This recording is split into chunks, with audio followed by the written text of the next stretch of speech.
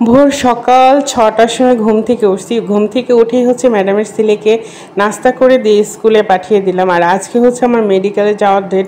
হসপিটালে যে আমি চেক আপ করতে দিয়ে আসছি রক্ত, সেটার রেজাল্ট আজকে দিবে এবং ওষুধ নিয়ে আসবো।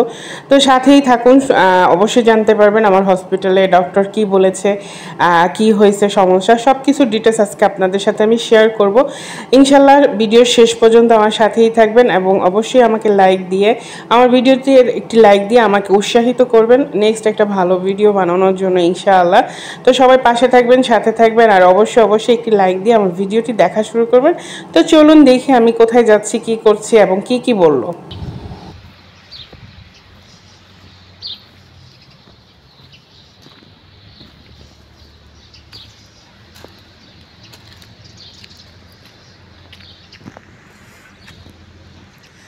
আসসালামু আলাইকুম রহমতুল্লাহি ওয়া বারাকাতুহু। Welcome back to my channel. আমি ঝর্ণা কাতার থেকে বলছি।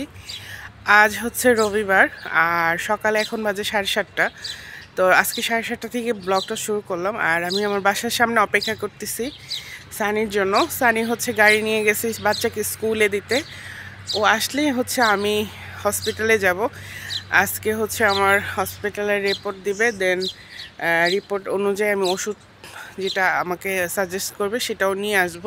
তো খুব শীঘ্রই চলে আসব। তো চলুন, আপনারাও চলুন আমার সাথে যাবেন। খুব ভালো লাগতেছে সকালের আবহাওয়াটা। সকাল হইলেও মোটামুটি ভালো রোদ উঠে গেছে। খুব রোদের খুব তেজ, খুব কড়া রোদ উঠে গেছে।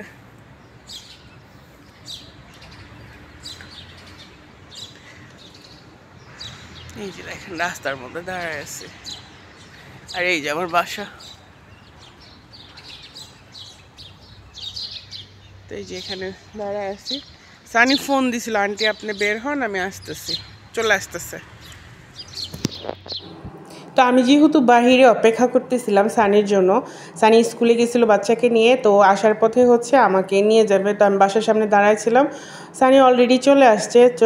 তো আমরা হচ্ছে বের হয়ে গেছি, আমি আর সানি হসপিটালে যাব। আজকে আমার বেশি এখন সময় লাগবে না। আমি সানিরে বলছি তুমি অপেক্ষা করো বাহিরে, আমি জাস্ট ডাক্তার দেখায় ওষুধটা নিয়ে চলে আসবো, তারপরে হচ্ছে বাসায় চলে যাবো একসাথে।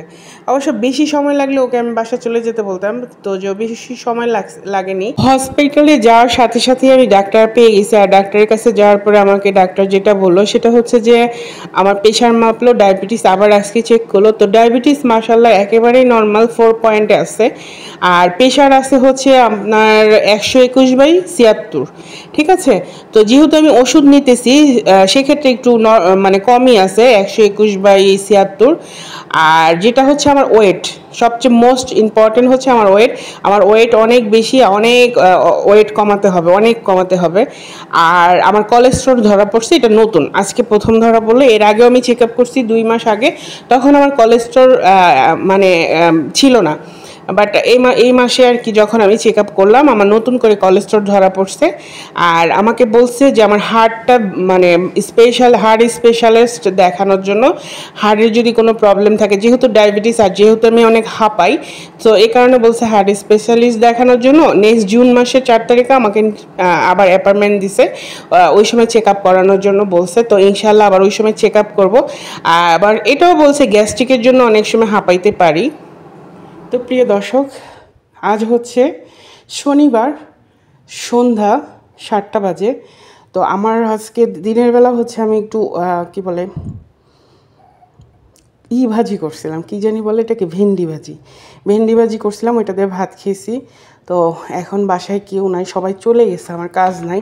তো ভাবলাম একটু মুরগি রান্না করি, যেহেতু আগামীকাল আমি হসপিটালে যাবো, তো আসতে হয়তো আমার দেরি হবে। আইসা এই রোদের মধ্যে আবার তাড়াহুড়া করে রান্না করা আমাদের জন্য ওদের জন্য। তো আমি যদি তরকারিটা রান্না করে রাখি আর আইসা তাড়াহুড়া করে ওদের রান্নাটা করে ফেললে আমার আর ঝামেলা থাকলো না। তো এর জন্য একটা মুরগি ভালো করে কাইটা ধুইয়া মাখায়া বসাই দিতেছি। আজকে আর ঝামেলা করব না, কষানি না, সুন্দর করে মাখায়া এটা হচ্ছে আমি বসাই দিব এখন। তো আমি এটাতে তেল, নুন, পেঁয়াজ, মাংসের যত মশলা আছে সবই দিয়ে রাখছি, সবই দিয়ে জাস্ট এখন মাখায়া বসাই দিব তরকারিটা। মুরগি রান্না করলে কি হয়, মানে 3 বেলা খাওয়া যায়, মানে তরকারির জন্য টেনশন করতে হয় না। মনে হয় আদা রসুন বেশি দিয়ে দিছি, মানে বরফ তো গলতে একটু সময় লাগতেছে, তো এর জন্য আসলে যতটুকু ছুটছে অতটুকুই দিয়ে দিলাম। তো এখন তরকারিটা বসায় দিব। তো যেটা বলতেছিলাম যে ডাক্তার আমাকে কোলেস্টোর বলছে, আমার কোলেস্টোর আছে, আর কোলেস্টোর ওষুধ আজকে আমাকে দিয়ে দিছে, আমি নিয়ে আসছি ওষুধ। এই ওষুধগুলি খেয়ে বলছে যে সামনের মাসে আবার গিয়ে যেন আমি আবার কোলেস্টোরটা চেক আপ করাই, কারণ কোলেস্টোরটা ভালো না। কোলেস্টোর থাকলে দেখা যাবে আস্তে আস্তে আমার হার্ট ব্লক হবে, দেন আমি ব্রেন স্ট্রোক করব, তারপর হচ্ছে নানান অনেক কথা বললো। তো অনেক ভেবে চিন্তে দেখলাম আসলে আমি অনেক ডেঞ্জার পয়েন্টে আছি। সো অনেক বেশি ভালো হবে আমি হচ্ছে আমার বাড়িতে চলে যাই, হ্যাঁ, চলে গিয়ে রিল্যাক্সে হচ্ছে ওইখানে আমার জীবনটা যাপন করি। আসলে আমার তো ওরকম কিছু নাই, এত টেনশন করে কোনো লাভ নাই। এক বাবা মা, আমার ফ্যামিলি মোটামুটি কনজারভেটিভ, ইনশাআল্লাহ আমার ফ্যামিলি আমাকে নিয়ে ভাবতে হবে না, দেন আমারও ভাবতে হবে না, আল্লাহ ভরসা। আর এখানে থাকলে আসলে আমি কখনোই নিজের প্রতি কেয়ার করতে পারবো না, কারণ ওদের কাজ করে এত বেশি টায়ার্ড থাকি, নিজেকে কেয়ার করা যায় না। আর এখানে সবজি খাওয়াটা অনেক টাফ, হ্যাঁ, আমার জন্য অন্তত টাফ, কারণ হচ্ছে এখানে সবজি খুব কম পাওয়া যায়। আর আমরা সাধারণত যারা আমি বাসায় কাজ করি, প্রতিনিয়ত বাজারে যাওয়া সম্ভব না, হ্যাঁ, ম্যাডামরা যেটা দেয় সেটাই খেতে হয়। সো এর বেটার পজিশন। আর এখানে দেখা যায় যে ম্যাডামরা মাঝে মাঝে এমন সব আচার ব্যবহার করে, তখন হার্ট এমনিতেই ব্রেক মাইরা দেয়। সো আর অসুখ লাগে না, এমনিতেই শুধুই ব্রেক মারে, ঠিক আছে। তো সবচেয়ে বেটার হচ্ছে আমি দেশে যাই, দেশে গিয়ে ছোটোখাটো একটা বিজনেস করি, আর প্রাকৃতিক পরিবেশে বাবা মা সবার সাথে আনন্দ থাকে, হার্টটা সব ভালো হয়ে যাবে, এটা আমার ধারণা। ইনশাল্লাহ বাকিটা আল্লাহ পাকের ইচ্ছে। মানুষের জীবনের চেয়ে টাকার মূল্য বেশি না। আর আমি বেঁচে থাকলে তো টাকাকে মূল্যায়ন হবে, তাই না? আর আমি যদি বেঁচেই না থাকি, আমি যদি ভালোই না থাকি, তাহলে টাকার মূল্যায়নের এখানে কোনো লাভ নাই, ঠিক না? পাহাড় সমান আমি টাকা জমাইলাম, অথচ আমি ভালো নাই, শান্তিতে নাই, সুখে নাই, আমার মনের ভিতরে সুখ নাই, ঠিক না? শান্তি নাই, তাহলে সেই টাকার কোনো অর্থ নাই আমি মনে করি। এখন এক একজনের মন্তব্য এক এক রকম, এক একজনের ধারণা এক এক রকম। তো যাই হোক, অবশেষে আমার ফাইনাল ডিসিশন হচ্ছে আমি জুন মাসের শেষের দিকে চলে যাচ্ছি। বাই বাই, টাটা, কাতার, বাংলাদেশ জিন্দাবাদ। তো এখানে রান্না বান্না করতেছি, আর ওষুধ নিয়ে আসছি, গ্যাস্ট্রিকের ওষুধও নিয়ে আসছি, প্রেশারের ওষুধ তো সেদিনই নিয়ে আসছি।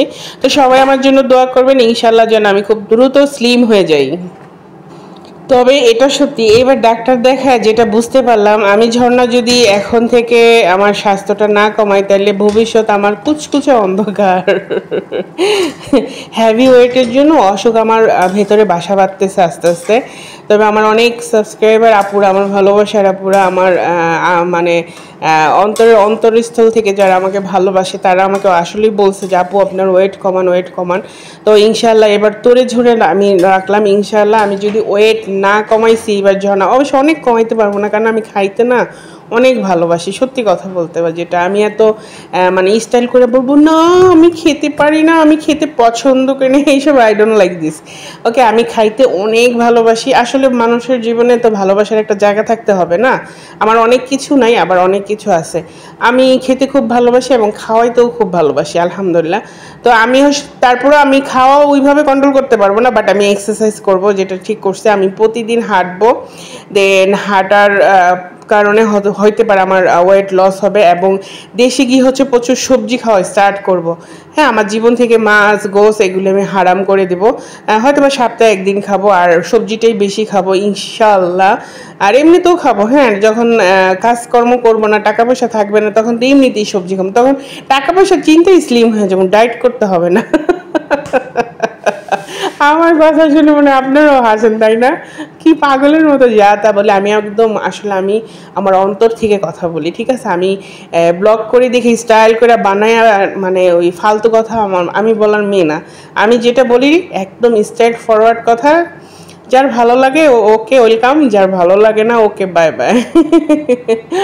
ঠিক আছে, আমার এইসব মানে ভাওতাবাজি কথাবার্তা একেবারেই পছন্দ না। আমি যেটা বলি স্ট্রেট বলি।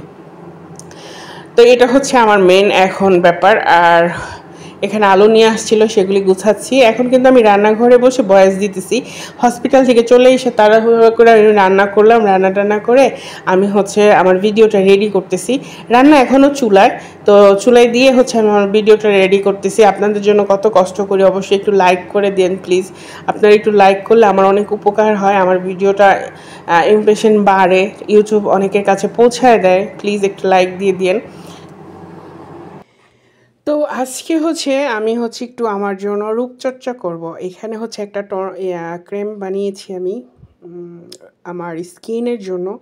আমার স্কিনটা আমি দেখতেছি অনেক ড্রাগ হয়ে গেছে, মানে অনেক কালচে কালচে দাগ পড়ে গেছে। দেন কিছু প্রবলেম আমি ফেস করতেছি। তো আমি একটা দেখছি যে এই জিনিসটা ইউজ করলে স্কিনের অনেক পরিবর্তন আসে। তো আজকে আমি ট্রাই করব, ভাবলাম আপনাদের সাথে শেয়ার করি। যদি পরিবর্তন আসে তাহলে তো আপনারাও বুঝতে পারবেন। সো আমি এটা অলরেডি রেডি করছি, তবে এটা কী কী দিয়ে রেডি করছি আমি পরে বলবো যদি আমি এটার ফলাফল পাই।